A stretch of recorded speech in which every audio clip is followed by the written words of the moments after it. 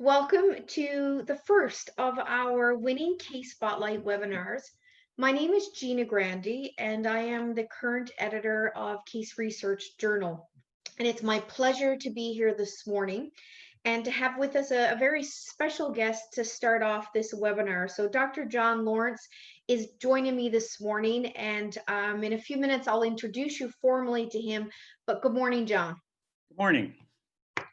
It's great to have you here. I see that we are up to nearly 50 people, and I expect more to come, but I do know we have a lot to talk about, John. So I am going to get us started.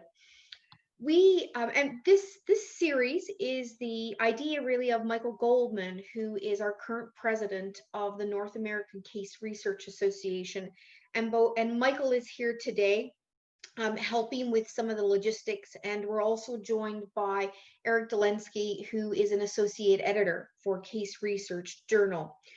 We want to have this series of webinars focus on award-winning cases and the authors who have won those awards as a way for us to share best practice and to ask your pressing questions that you have of well-established scholars in case writing. Today, we have with us Dr. John Lawrence, and we'll be talking about his Tate Award-winning case, Vista Outdoors, A Business Portfolio Under Stress. The Tate Award is an annual award recognizing the best case published in Case Research Journal in the previous year. The award is not determined by the editor or the associate editors, but by the past presidents of NACRA. The award is in honor of Curtis E. Tate Jr., a pioneer of the case method for teaching case studies in business. Curtis Tate was named the first fellow of the North American Case Research Association. He also was a founding member of several professional associations and served as the president of both NACRA and of the Case Research Association. He also was the first editor of CRJ. And in addition to that, he authored more than 30 business teaching cases. So it is quite the honor to receive the Tate Award. And this is the first of 4 of our webinars. The next one is scheduled for January 27th, and it is the Tate Award winner of 2019. And you can register now on the CRJ website. We also have one scheduled for March 8th and April 12th. In what follows, John and I are going to have a fireside chat without the fireside. Although, John, if I see your background, one might think there might be a fireplace back there somewhere. So we'll pretend, John, that we're in the same room. I'd like to let you know that if you have general questions about CRJ or about publishing, to write them in the chat. If you want to tell us who you are, where you're coming from today, please put them in the chat, and Michael and Eric will respond as we go through our discussion. But if you have a question for John that you'd like us to ask him and hear his thoughts on, I'd ask that you direct that to the Q&A. And so on the bottom of your screen, you will see Q&A. You'll also see a chat option. So if you do have questions you'd like us to ask John, or you'd like me to ask John, I would ask you to put it in the Q&A section. And we'll get to those questions a little later, but I would encourage you to write those as they come to you. And then Michael will help me navigate some of those questions as we get a little later in our conversation.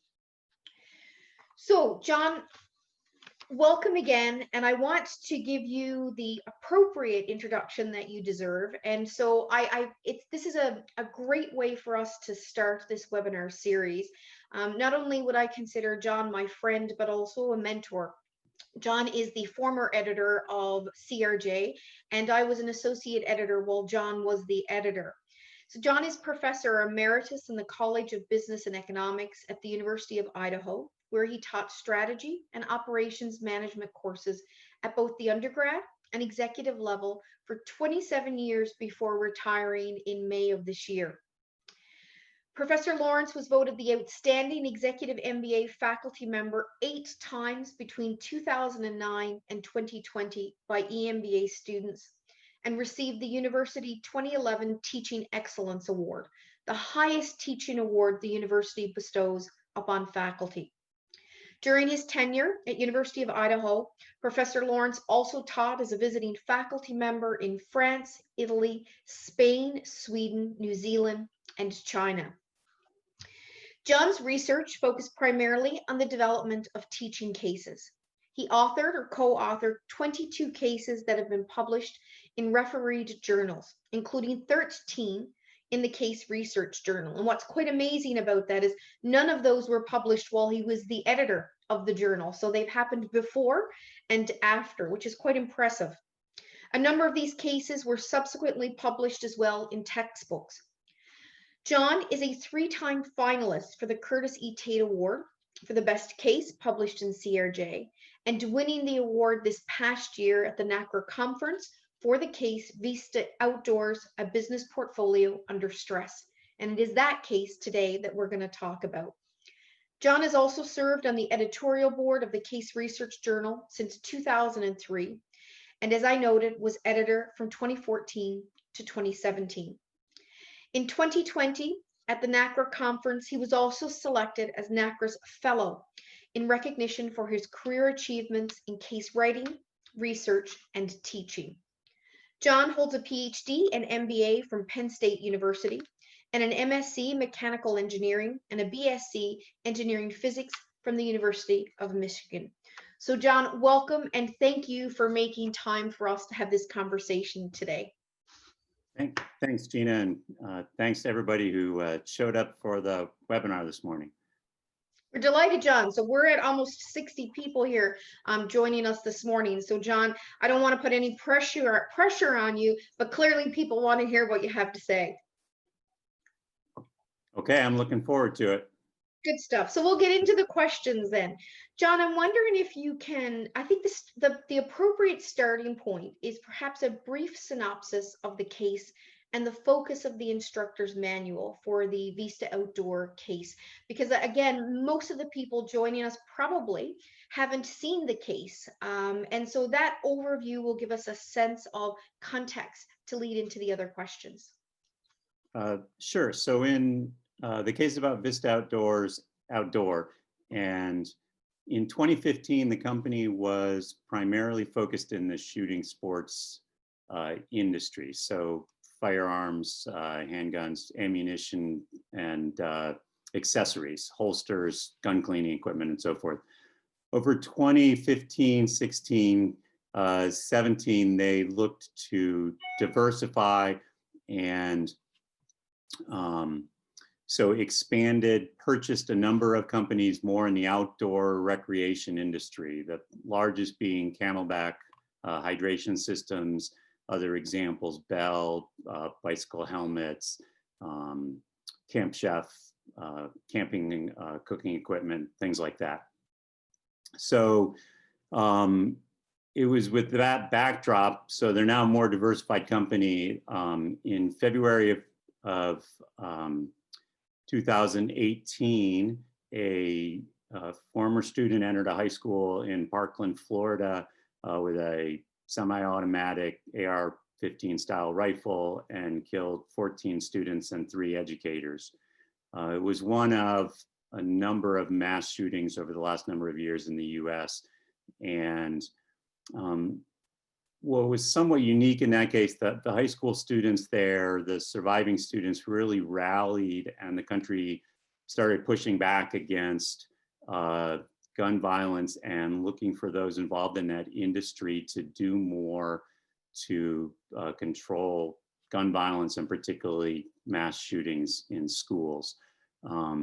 And so we saw a number of companies started severing ties with the National Rifle Association, a very powerful organization, industry organization in the US.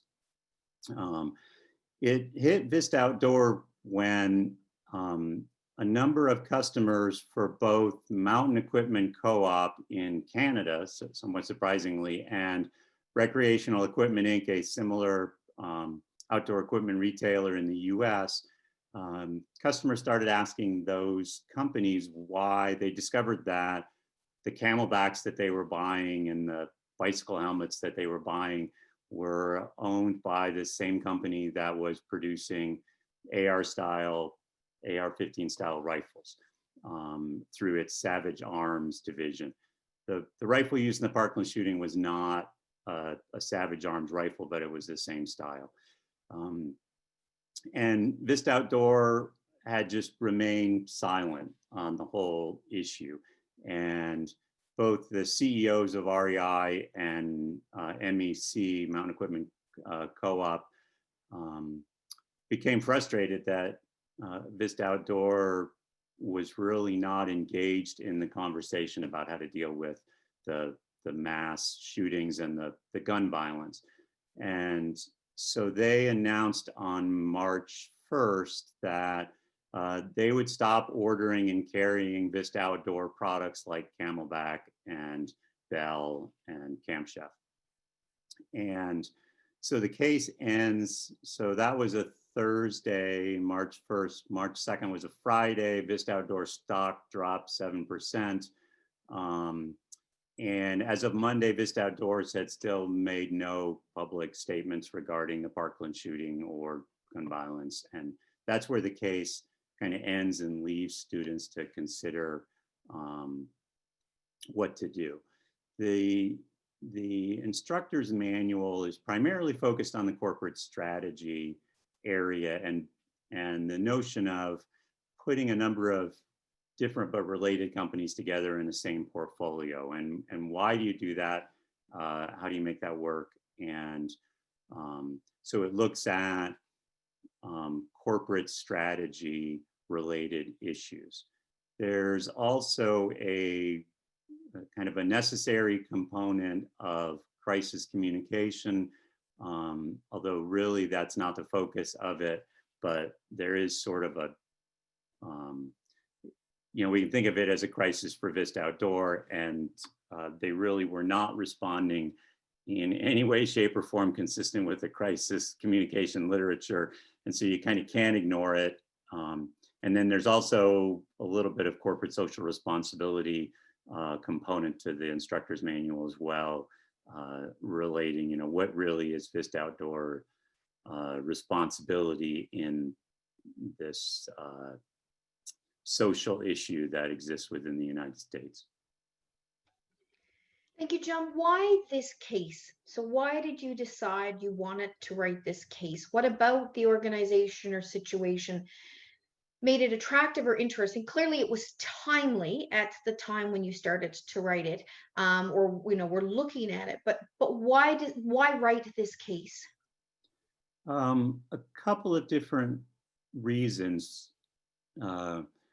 One, I've never really been satisfied with the corporate strategy cases out there in terms of their effectiveness to my undergraduate students, that the undergraduate students simply didn't engage with the cases that I had available in that area. It's one that most undergraduate students are a long way from making corporate strategy decisions and portfolio decisions and so forth.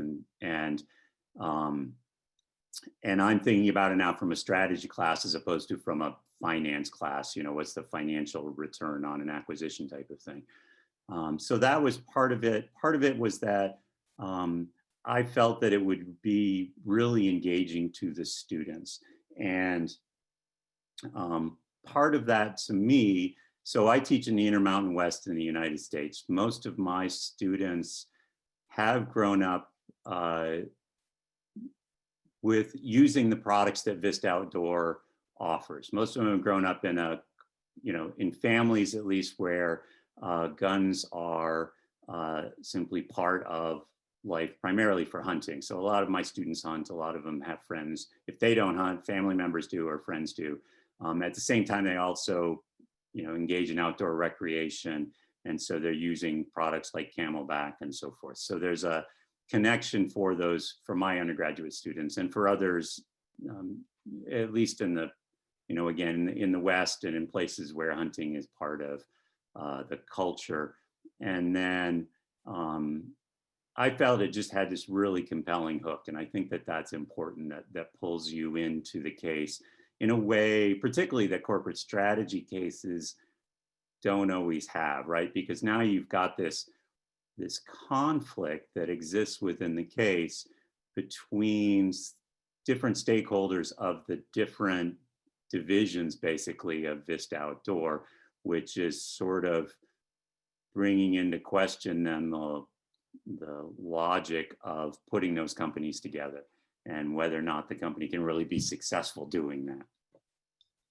Thank you, John. And you know, that makes complete sense, in particular how it might resonate with the students in your area. But I believe, because also that latter part where you talked about that hook and that conflict will mean that a case like this certainly has interest to students across the world. And I know this morning we are joined by a number of people from across the world. And I'm curious as to, I see in the chat, people are saying where they are from, but I'm wondering, Michael, if you might be able to give us that first poll. And so we know where people are joining us today. So I'd ask everyone, if you can, just to answer that poll. Great. Thank you, Michael, for that. And, you know, what we can see here this morning is, while the majority, of course, are from North America, but it is wonderful to see. We have people here from South America, Europe, and Asia joining us. So I'm saying this morning, John, for us, but of course, for some of our colleagues joining us, they are certainly at different points in time in the day. So thank you, everyone, for joining us. John, if I come back then to our conversation about your case, another interesting aspect, and I say this from a perspective as the editor of CRJ, for your case, is that it is one that is written solely on secondary sources. And so I have a number of questions about that. And you know, as well as I do, or better, that of course, you know, CRJ certainly publishes cases based only on secondary sources, but not nearly as many of those as based on primary sources. So I'm curious, John, why did you decide to write this case based on secondary sources only? And was it a factor of not being able to get access to the organization? Did you try? So I'm curious. So in this particular case, I didn't try to get access to the company. So one of the company's major divisions, it's actually its largest product line is ammunition, and it makes premium Federal, CCI, Spear ammunition, for those familiar with ammunition. Their plant's about 45 minutes drive south of the University of Idaho. I've had undergraduate students go to work there. I've taken undergraduate students to that facility. I've had MBA students from there. So I'm familiar with that division. The university has contacts with that division, although that was not the division that was really the focus of the case. But my concern was that the whole conflict in the case rose because Vista Outdoor really did not want to engage in this discussion. That they've got one set of stakeholders on the firearms side of the business that has one worldview, and they've got a second set of stakeholders that are more interested in the Camelback and Bell helmets, and so, the bikers and hikers and so forth, and they have a very different worldview. So the whole reason that MEC and REI were pushing back on Vista Outdoors is they didn't want to have it, they didn't want to be part of the national discussion. So I figured, well, they're not going to want to, the last thing they want to do is engage with an academic who wants to write the story and share it more broadly. I was also concerned because of that relationship with one of the divisions, that once I started down that path, I was going to have a hard time writing the case and have them believe that it was entirely based on secondary data, because I didn't know people within this division of Vista Outdoor. And so I didn't talk to any of them about it, and I just worked from secondary data, and figured that would keep the lawyers at bay. And so and the other part was there was a lot of information out there and available as I dug into it to be able to put the case together. John, it's also interesting because, again, talking about you wanting to have that focus on corporate level strategy, My guess is it also would have been particularly difficult to be able to get access to someone in the organization who could speak to it at that level. So we even put aside the notion of whether or not they would approve it, but being able to get access to somebody at that level to be able to approve it from a, given you were looking at the organization as a whole, I suspect made the chances even slimmer as well, to be able to get the access you wanted. Right, and I would have needed access to the executive members of the executive team in Utah. We didn't have the same relationship. I mean, I could have gotten an introduction, but they also were going through a portfolio review at the time, and they were, had major retailers pulling their products, and I was probably not going to be a priority. Well, and John, I think a great example as well of sometimes a case story that needs to be told, or whether needs to be told, but a situation that perhaps otherwise we wouldn't be able to get in the classroom in the same way, if if we were to rely only on primary sources. John, now having said that, of course, writing secondary source cases come with a number of challenges. At NACRA in 2019, so not this past one, with one before, I was part of a panel organized by Dr. Miriam Memarzadeh at University of Winnipeg on writing and publishing secondary sourced cases. And I have a feeling that some of my colleagues who joined me on that panel are probably with us today. That panel subsequently led to an article published in Case Research Journal about writing and publishing cases based only on secondary sources. In that article, I made reference to how CRJ publishes decision-focused cases only, and that sometimes with secondary sourced cases, it can become difficult to identify that decision focus because the decision needs to be true to the situation. And without access to the organization, that can sometimes be difficult, even impossible, based on the secondary sources. How did you manage that challenge with this case? So, right, there's no, New York Times article that has the CEO of Vista Outdoor sitting in his corner office looking out at the skyline, pondering what to do, right? So you don't have that. In this situation, it was unique in that really external stakeholders were placing the decision on the executive team and CEO of Vista Outdoor. So when you have, within the media, both the CEOs of MEC and REI were asking for Vista Outdoor to engage in this issue. And so typically when you have CEOs talking to an organization through public media, they're looking at the CEO level for a CEO level response, right? They're not looking for Vista Outdoor public relations or marketing people to respond. They're putting it squarely on the CEO. The other major external stakeholder, there were a couple of investment firms. So for example, the chairman of BlackRock, investment firm, was calling on Vista Outdoor and several other gun manufacturers to be part of this discussion about how to deal with the mass school shootings and so forth. So again, you've got a large investment firm that owns shares in the company, and the chairman is saying, you guys need to respond. There again, you're pretty much targeting the CEO level. So in this case, it was the external stakeholders that were driving it. The case does include a lot of quotes from the CEO leading up to the actual decision point. So there's I used a lot of press releases in which the CEO is talking about sort of the building of that portfolio. So when they diversified from just shooting sports into other areas, I've got a lot of quotes from the CEO on that. And then going into this time where the company is basically silent in response to MEC and REI. And so the ending of the case reads something like, that a response was clearly needed from the executive team in the face of this, from major stakeholders, major retailers, really asking for, what are you going to do here, right? We're taking your products off our shelf.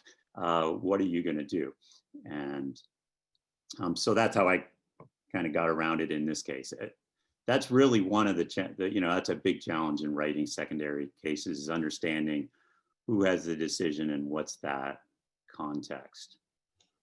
John, we have a question or Q&A from Nirja that says, that is specifically about secondary data and writing cases. And so we talk about, that's one of the key challenges that I've seen as editor, and you're saying you as well in writing. So how do we get that decision focus? So it depends on the data you have available. But what other challenges, John, either in writing this case or in general in writing secondary source cases, that emerge that make it perhaps a bit different than if we were writing a case based on primary source data, and that might be complemented with secondary sourced? Right.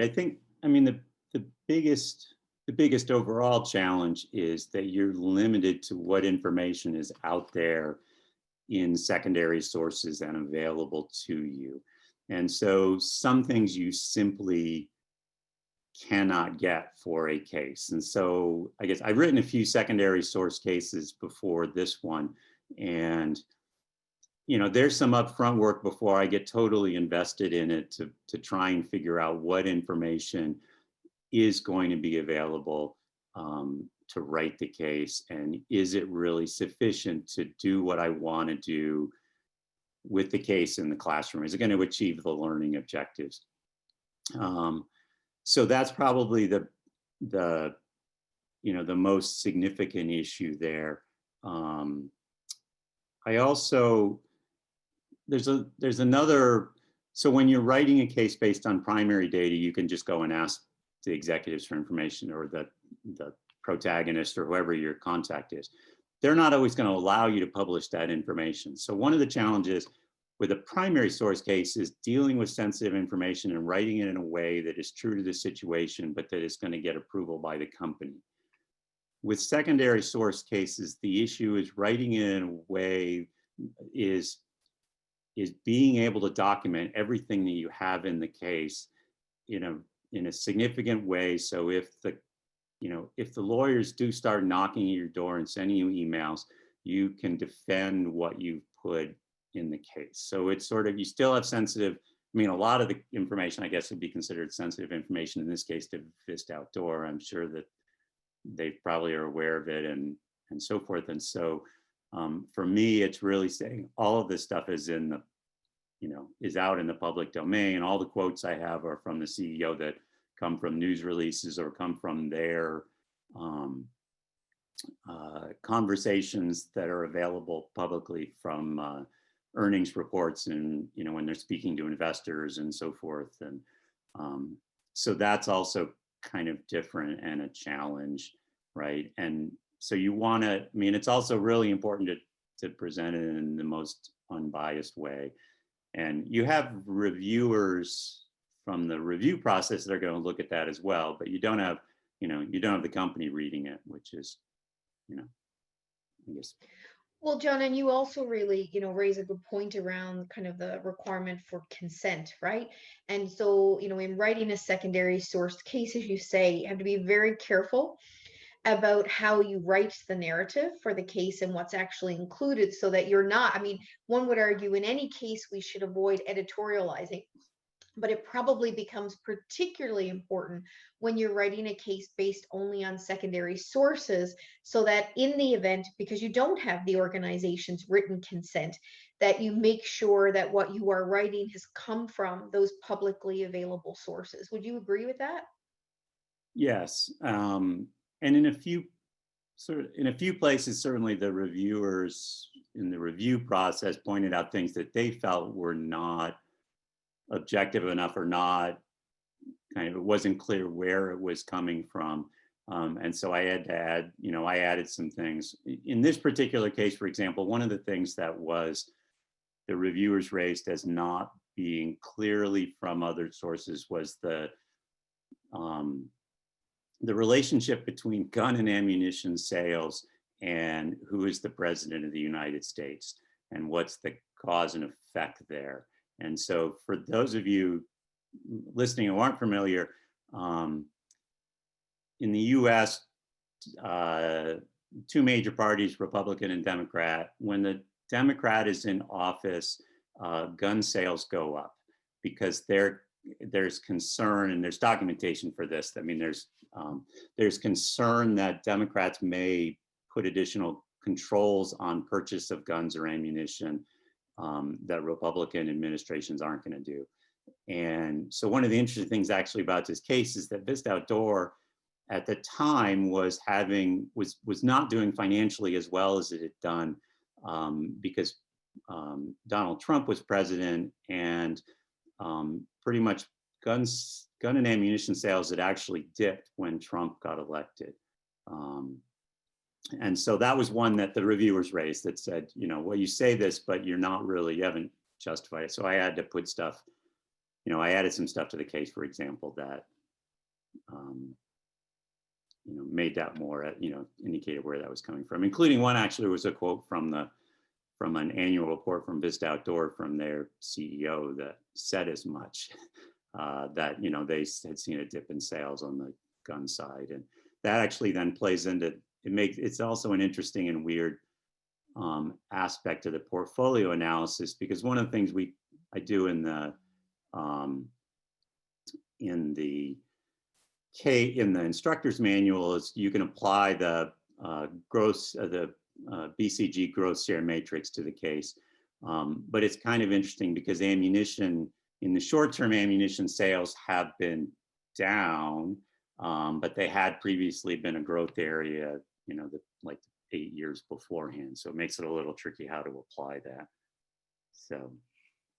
John, in the Q&A, Maria had asked a question in the sense, and I think I know the answer to this, but curious about if after the case was published, if you did share it with Vista Outdoor or not. No, I didn't. And again, it's written about, you know, it's really at that executive team at the Utah corporate office, and I don't have contacts there, and I didn't need to, you know, I didn't know what that would really accomplish. So no. Okay. John, we have a call for submissions for a special issue on secondary source cases with a deadline of May. And I'm wondering I have a question for you, but I'll also ask Michael to run a poll. So I'll give you a second to think about it.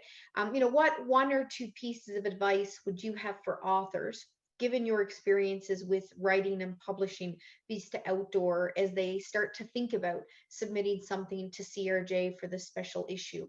And I'm going to ask Michael, if you're able to run that second poll, so we get a sense of how many people who's joining us today have actually published a secondary source case before. So we see here that there are certainly a number of people who have, but also a number who haven't. So John, I think, you know, your thoughts on, I think you've shared a number of things already, but if you were to highlight one or two pieces of advice as people start thinking about, should I send my case to CRJ? Should I write a secondary source case? What would you offer? I think that the two or three, depending on anything about this first one. One is to kind of do a little bit of work up front before you get yourself too committed into the case, to know, can I understand and frame the decision in the case? You know, do I know who the decision maker is, and can I place the decision on them? What's the mechanism? What's out there that's going to allow me to do that?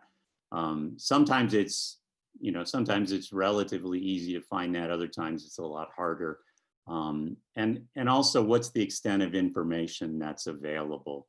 It's certainly a lot easier if it's a publicly traded company. There's a bunch of reporting requirements on publicly traded companies. That means that there's more information there than a privately held companies. Writing secondary sources, I think, is more tricky. it's not impossible to do, but it's certainly tricky. So get a sense of whether that, what's available to you. And then the other is really to think broadly about the sources that are available to you. So during the review process, I wasn't using, for example, the version that I submitted to the Case Research Journal didn't tap into the conversations that executives have with investors, the investor calls, like the quarterly calls with investors.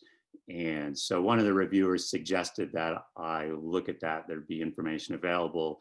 I actually reached out to one of my finance colleagues to figure out how to easily access those. And so that added to it, right? And so think really broadly, don't, it'd be hard. I've occasionally worked with a student to write a case and they want to pretty much take it all from the company's website and Google searches, and that's not going to usually cut it.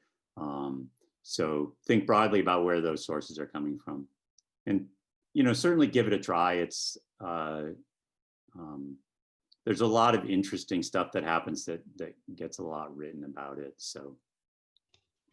And John, one of the things that's unique about your case for CRJ is, of course, for CRJ, typically, if we are to publish secondary source cases, we usually require them to have really access to legal documents, so to speak, congressional. And so in many ways, Randy Harris would talk about how really these are almost primary source information as well as a part of it. Now, your case didn't have that. And I know in a little bit, we'll talk more about the review process, but you talked about kind of the diversity in the sources, the breadth of the sources, and would you suggest when people are thinking about, for CRJ in particular, what sources, any other sources you might encourage them to be looking for, so that it isn't only based on, say, press releases or newspaper or journalistic accounts? Yeah, so the calls to investors I use, that's a good source. I'm trying to, I used, again, one of the things reviewers asked for was more industry related data. I went out to industry trade group associations to get data there that was published. I found that the company had participated in this conference in New York, and it was kind of I can't remember, it was some type of consumer goods conference or whatever, but they had participated in it, and their presentation was posted as part of that conference. And so I could make use of that presentation, actually provided really valuable information that I had found. And so, I mean, I searched multiple places for information. Our library at the University of Idaho has a really robust sources of information I can tap that aren't going to be available just through web searches and so forth. So I could tap that. And going the external stakeholder route, in my case, almost all this information I found came up with Vista Outdoor in the search. It was very focused on Vista Outdoor, but as I began to look at some of the industry related stuff, my searches didn't include Vista Outdoor in the search, but I just needed some perspective from either the firearms industry or from the outdoor equipment industry. Great, thanks. John, I'm going to just switch gears a little bit to talk about how students responded and test teaching the case, because we like to see at CRJ that authors have test taught the cases. We have two questions, one from Helena and Ram, who highlight in many ways this notion of, okay, how did students respond? But in particular, Ram asks a question around, given the emotionally targeted or emotional salience of this particular issue, how could you actually get students to concentrate on the corporate strategy conversation that was so important to you in using and writing this case, when surely this must have been something that hit students quite hard and where they would have very strong opinions on it. So how did you manage that process, and how did students respond when you test taught it? So so there's a lot there, and so I guess in terms of test teaching it, the first thing I did the spring that this was going on, so the shooting was February 14th. The pushback came in early March. I actually took a single article into my strategy class then in early April regarding it to sort of test the concept with the students. It was very engaging for my students, and it was very eye-opening for them. Again, I come from the University of Idaho is a fairly rural setting. Most of our students come from Idaho, Montana, Alaska, parts of Eastern Washington and Oregon. So most of them have grown up in this hunting gun culture. And so there was a big mix, and some students really found fault with Vista Outdoor, mainly for not saying anything, as opposed to, say, producing guns. And I guess one of the things I did when I then taught the case. I mean, I developed the case in that spring. I submitted it to the NACRA meeting in the fall, and then I taught the whole case in the fall. And so when I taught the case, I started with the building of the portfolio. So we kind of walked through the logic of adding Camelback and Camp Chef and Bell and these other acquisitions that are described in the case. And we talked through what was the logic of that, and why did it make sense, and what's this notion of related diversification, and what is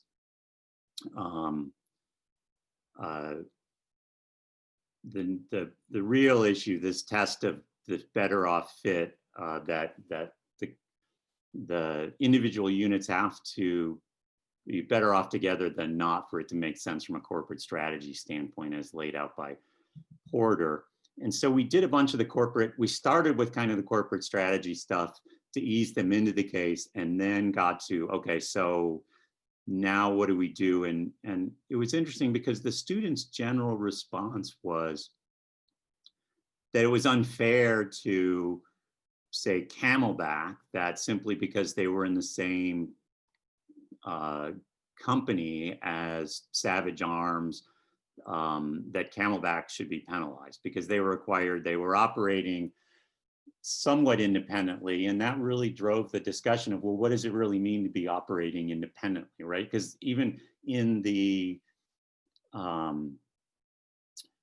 when the company talked about the acquisition of Camelback, they talked about the notion of synergies in ways. So they said, there's alignment across our distribution channels, for example. And it affords a discussion of sort of like with the BCG matrix and the notion of cash cows and stars, and having one division fund growth in another division where the opportunities are greater. So I guess it was a little bit tense. I think I was lucky. I mean, the challenge would be if you had students who really, who owned and were really vocal about the AR-15 style semi-automatic weapons, which the industry calls modern sporting rifles. Nobody in my classes, either time I used it, at least admitted to owning modern sporting rifles. And most people don't hunt with those. And so I didn't really have the conflict. We haven't had mass shooting in our immediate area, so that helped. I'd be real cautious about how we would use it, and I'd have to really think about it if you're using it in an area where there had been a mass shooting, and how to deal with that. But Yeah, and I think that's part of where Ram's question was coming from as well. And being in a, teaching in a location where there may have been one, and I don't know, but I suspect, like you, John, that you would have to be very careful and probably even want to have some sort of debrief or something, because we also don't know how these types of conversations, what triggers they have for students as well. So I think a good point for us to be thinking about when when thinking about using a case like this. right. And I might, I would, I think when I taught it the first time and when I taught the full case written out, I said certainly there's controversial stuff in here, and we want to have a respectful conversation, and it is fairly, it's kind of a nuanced, the majority of what Vista Outdoor does is not really controversial, even within their arms and ammunition division, right? They make hunting rifles, they make ammunition, unless your argument is that there shouldn't be any guns at all, the vast majority of their sales are in guns that most people would consider to be okay to be in society in one form or another. So I think that the hook is still there. There's still a conflict, and I guess you just have to be careful with that and work slowly up to the more controversial parts. And we have three questions related in some way to either the decision focus or decision point. So Armand asks about, one of the most difficult challenges for a case writer is narrowing down the decision focus. How did you come to choose the focus for this case? But we also have two others that relate to the decision maker. So, one is asking us, could you please reflect upon the secondary source cases with politicians, elected representatives, bureaucrats as decision makers, and kind of, would that work? And then the other one is the notion of, can we bring a decision point without naming a protagonist, and talk about as what should the company do? So they're not all related, but they sort of do come together around the decision point and the decision maker. And I'm curious about your thoughts. Okay. So how did I choose the focus or the decision here? So I guess I wanted to have it for the corporate strategy, and my initial just taking one article in and talking with my students suggested that it was a good entry point for that discussion with undergraduate students, that they would get it when they'd be like, wait a minute, why doesn't REI care that Camelback is in the same company as Savage Arms, and how did we get there? So I wanted that. I chose the March 5 decision point because over time, more stuff came out that then is reveals more to the students. And so I wanted the students to wrestle with the maybe urge. There was also an urgency. I guess part of it, that March 5 timeframe, is there's this urgency, right? Thursday, major retailers say they're going to stop ordering from us and take our products off the shelf. Friday, our stock drops. It's now Monday morning. You really need to respond, right? There's a short-term response, and so that gets that urgency of, I need to do something. I need to say something. How am I going to do this? So the timing was to create that sense of urgency and to be true to the situation, in that there was nothing out by March 5th. There was no trickle of, there's backroom talks between REI and Vista Outdoor and so forth. So that's why I chose that point in time. the only downside of that, I mean, you get the urgency, you also sort of get this crisis communications part that I didn't really care about per se in the case. Although I do address it, you really, it's hard not to, where I chose the timing of it. But that also, I guess that whole crisis piece of it pushes it to the CEO. So the other two questions in terms of elected people as decision makers or no decision makers. The no decision makers, that's tough. And that's, I mean, thinking back to when I was editor of the journal, I'd have a real hard time with a case that had no decision maker. I mean, because you're not the whole, I mean, to me, the idea of a case is you're putting students into the role of somebody who's forced to make a decision, and having it just be, you know, the company needs to do something becomes less compelling to me. So you're kind of like, well, they're flying a wall. Somebody in the company needs to do something, but who is that person and what's their context and what's their constraints? I mean, it's just, it's less compelling. I think it'd be harder to get something into the CRJ, at least without a decision maker.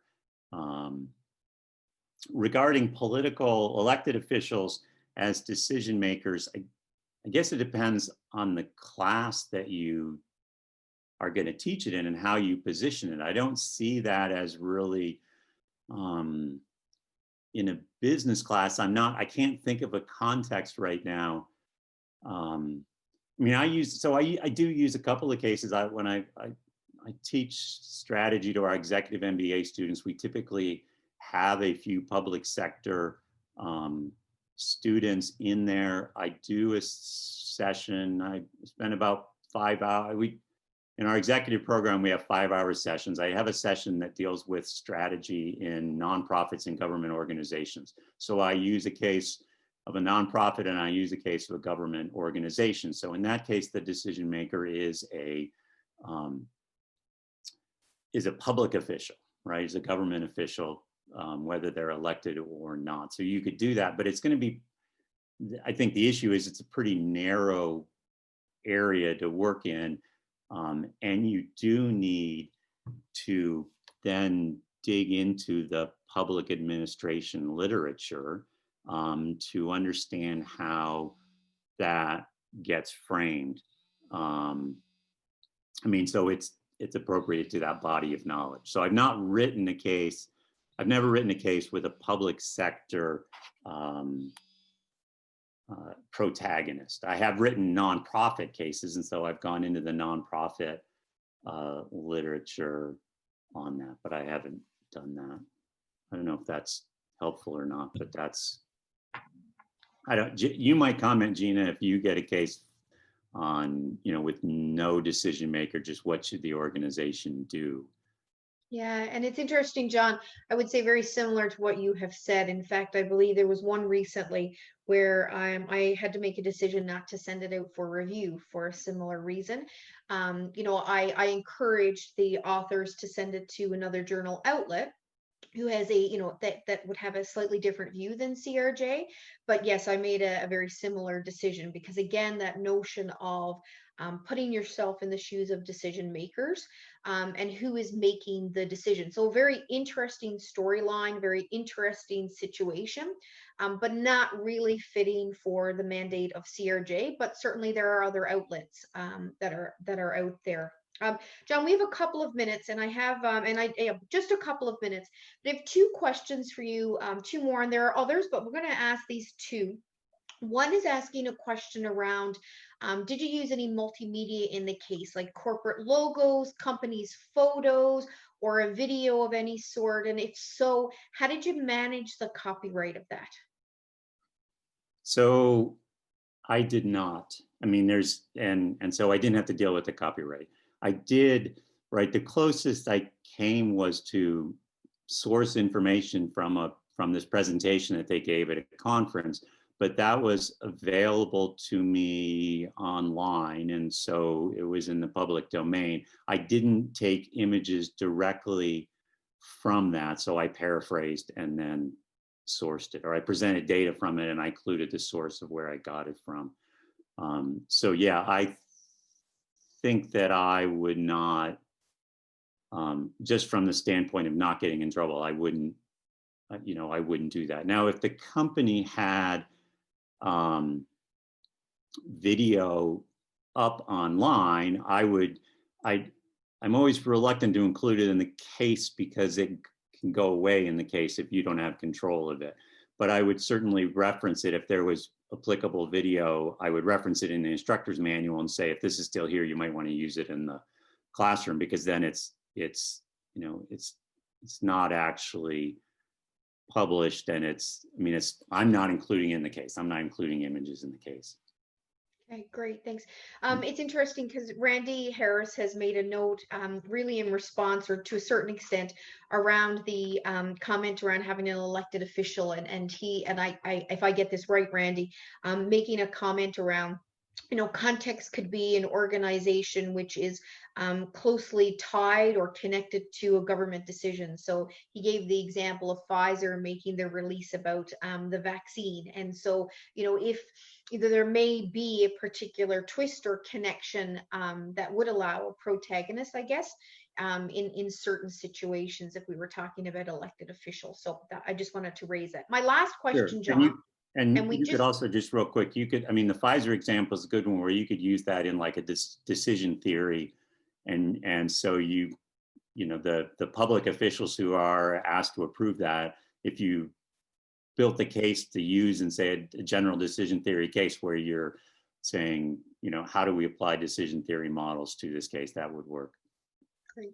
John, last question today, and again, we only have a couple of minutes, but I think it's quite fitting. A couple of questions around really teaching this in a remote context. So a question around, did you get the opportunity to teach this remotely? And I know you retired in May, but also then related to that in regards to kind of how, we might best use this case, teaching it remotely. So I didn't get a chance to teach it remotely. I wasn't teaching the strategy class in the spring, in spring of 2020. When we ended up going online and so forth. So I didn't have that opportunity. Wow, it really depends. The online teaching, I would probably break the case into two parts, with the first part using the case in a fairly descriptive way to have the students do the analysis of the portfolio to see how the portfolio, how is it built and does it make sense now as a collective portfolio?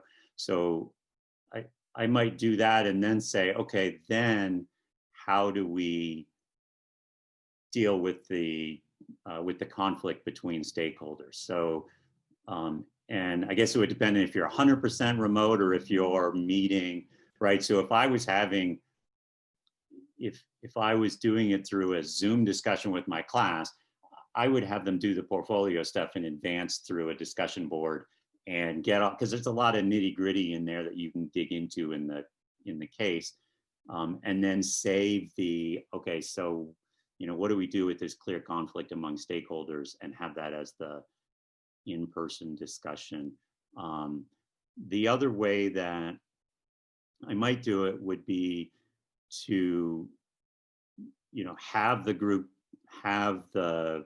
if you're going to do it entirely online, no Zoom face-to-face, I would again probably do it in two parts. I would probably have the portfolio analysis done through a discussion framework with the whole class to make sense of that and get that learning out. And then I would probably ask student teams to go off and work on the response. So what should Vista Outdoor do with respect to their portfolio now that they've got this pushback? And in some sense, the cat's out of the bag, and hey, Camelback and Savage Arms are part of the same portfolio, and some people are upset about that.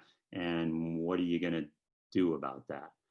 right? And so I probably moved that into a team report format. And I might ask them if my students are, you know, located remotely and so forth, I might ask them to have that discussion in a discussion board and develop it in like a Google Doc where I can see what's going on and then I can intercede. I mean, that's one that I would check in on the students' progress more frequently than other cases to make sure that it wasn't, you know, that I didn't have a team that was getting sideways with the gun issue and the emotional side of the AR-15 style rifle dilemma.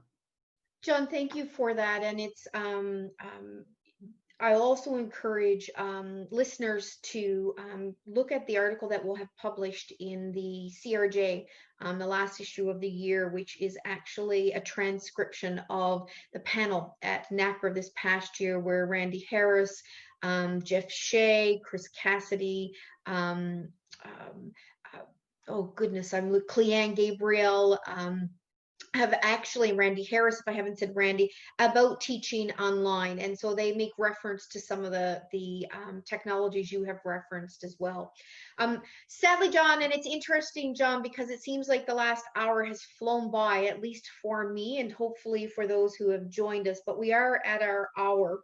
I want to sincerely thank you, John, for joining us today and sharing your insights on Vista Outdoors, but also your insights as an established case researcher and former editor of CRJ. Go ahead, John. I was just going to say thanks, and I do want to add, right, the CRJ review process really, I mean, I got a lot of good insight from the reviewers and from the editor through that process. So the case, while it got longer, which maybe wasn't as good a thing, there's a lot more detail in the case that really was there because the CRJ reviewers both made suggestions and challenged me to find those. So the review process really was helpful in terms of making it a really good case. And I think, John, you know, your case also won the best award at NACRA. And so a great example of having a superb case, but even superb cases can be made even stronger through the reviewing process. And I was delighted that you sent it to CRJ and that we had reviewers who responded so well. And again, it was a little outside of what we would typically publish in CRJ, but does go to show when you have a good case and an author who's willing to respond to that feedback, how we can make it an exceptional case and we can publish it in CRJ. Right. And even though it won the meeting award, every reviewer wanted either revisions or major revisions. So it wasn't like it was, you know, I presented at the meeting and it won a meeting award. And so it just sailed through the process. That was not how it worked. It wasn't a walk in the park. No. And I'd like to also thank Eric Delansky, who's on here and has been answering questions in the chat, and Michael Goldman for this idea for the webinar series, but also for his help and leadership here today. My concluding thoughts to you will be that please consider joining us for our next one, which will be happening on January 27th. And you can register for it and the one in March already on the CRJ website. So I'd encourage you to go there.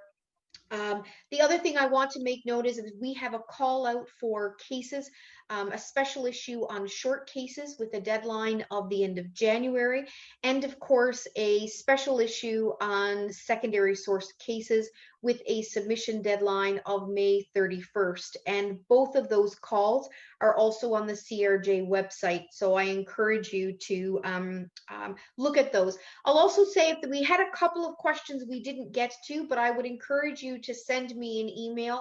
And if I can't answer the question, I will forward it on to John, who I'm sure will also be able to offer some insights. I want to thank you all for coming. And then finally, we are recording this, and this will be made available on the CRJ website as well, and we will record the ones to come. I want to thank you for all of your questions today and being so engaging. And again, John, I want to thank you, and I wish everybody a safe and healthy holiday break that I'm sure we all deserve. So thank you, John, and thank you everyone for joining us today. Thanks, Gina. Thanks everyone for being there.